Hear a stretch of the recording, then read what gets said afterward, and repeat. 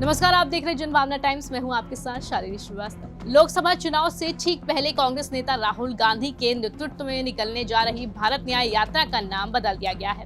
अब इसे भारत जोड़ो न्याय यात्रा कहा जाएगा। जी हां, 14 जनवरी से शुरू होने वाली इस यात्रा का नाम भारत जोड़ो न्याय यात्रा होगा। इससे पहले इस यात्रा का नाम भारत न्याय यात्रा दिया गया था। गुरुवार को हुई वरिष्ठ नेताओं की बैठक में ये फैसला लिया गया है, जिसकी जानकारी महासचिव जयराम रमेश ने दी। उन्होंने कहा कि राहुल गांधी के बीते साल 5 महीने तक चली भारत जोड़ो यात्रा से लोग खूब जुड़े थे और ये नाम लोगों के दिलों में बैठ गया था, इसलिए हम नई यात्रा में भी भारत जोड़ो नाम शामिल कर रहे हैं।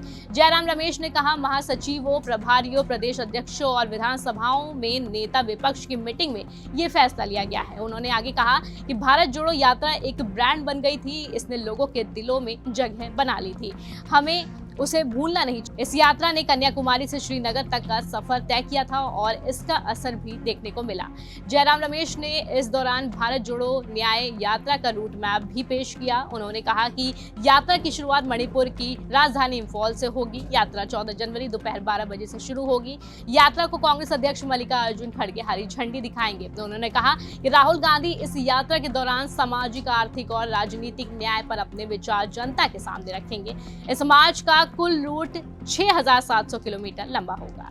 ये 66 दिनों का सफर होगा और डेली 2 बार राहुल गांधी का भाषण होगा। इस दौरान राहुल गांधी बस और पैदल भी यात्रा करेंगे। इस यात्रा में इंडिया गठबंधन के सहयोगी दलों को भी न्योता दिया जाएगा। इसके अलावा कांग्रेस नेता ने कहा कि राहुल गांधी भारत जोड़ो न्याय यात्रा के तहत 67 दिनों में 6,713 किलोमीटर का सफर तय करेंगे। ये यात्रा 15 राज्यों के 110 जिले से होकर गुजरेगी। इसके अंतर्गत 100 लोकसभा सीटें आएंगी। राहुल गांधी की यात्रा मुंबई में खत्म होगी। वहीं जयराम रमेश ने बताया कि गुरुवार 4 जनवरी को कांग्रेस अध्यक्ष मल्लिकार्जुन खड़गे और राहुल गांधी ने बैठक की है और बैठक में 2024 के चुनावों की तैयारी और राहुल गांधी की मणिपुर से मुंबई के बीच निकाली जा रही यात्रा पर चर्चा की गई। इस बैठक में कांग्रेस के सभी प्रदेश अध्यक्ष भी मौजूद रहे। वहीं मीटिंग के बाद रूट में एक बदलाव ये हुआ कि इसे अरुणाचल प्रदेश में भी ले जाया जाएगा। जयराम रमेश ने कहा कि हमारी चर्चा में ये बात हुई है कि अरुणाचल प्रदेश को भी शामिल किया जाए, जो हमारे दिमाग में हमेशा से था। अरुणाचल समेत 15 राज्यों से ये यात्रा गुजरेगी। दरअसल शुरुआती दौर में कांग्रेस ने यात्रा की प्लानिंग अरुणाचल के पासीघाट से गुजरात के पोरबंदर तक के लिए की थी। फिर मणिपुर में हिंसा को देखते हुए कांग्रेस ने प्लान बदला और मणिपुर से मुंबई तक मार्च का फैसला लिया गया।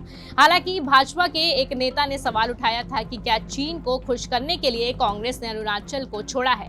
आपको बता दें, इस यात्रा के तहत सबसे लंबा 1000 किलोमीटर का रास्ता यूपी में तय किया जाएगा। इस राज्य से कांग्रेस का महज एक ही सांसद है, ऐसे में उसकी ये मेहनत कितनी असर दिखाएगी, ये देखने वाली बात होगी। वहीं पश्चिम बंगाल के 7 जिलों में 523 किलोमीटर का सफर रहेगा, जो 5 दिनों तक चलेगा। गौरतलब है कि भारत जोड़ो यात्रा की सफलता को लेकर अब भी सवाल उठते हैं, क्योंकि यात्रा के दौरान ही पार्टी को गुजरात में हार झेलनी पड़ी थी। इसके बाद 3 हिंदी भाषी राज्यों से उसे हार झेलनी पड़ी।